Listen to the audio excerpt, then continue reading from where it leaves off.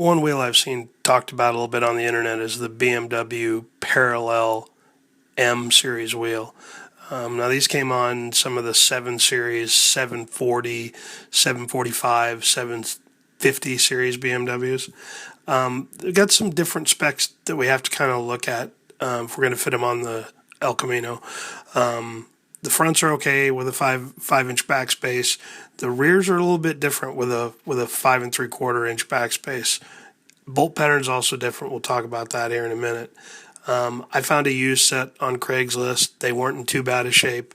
They needed tires and they needed to be cleaned up.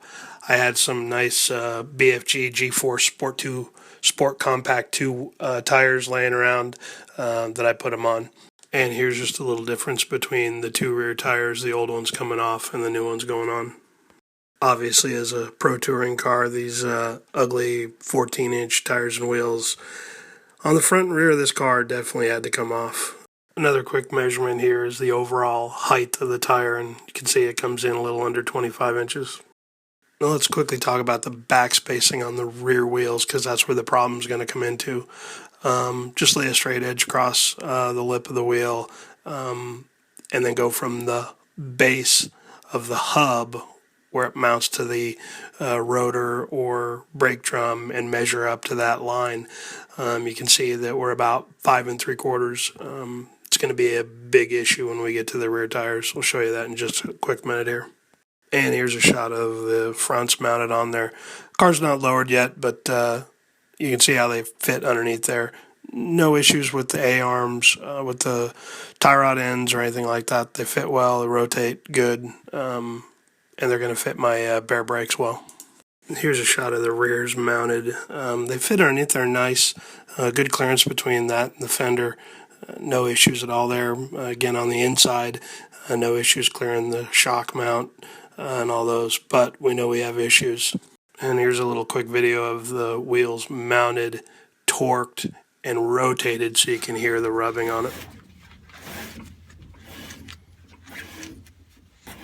If you're going to run this setup, O'Reilly's or AutoZone or whoever has wheel spacers you can use.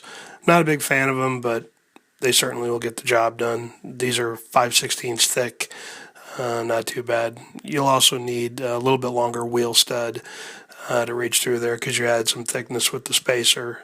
Dorman makes these as well. Good part number for you here at the end of them.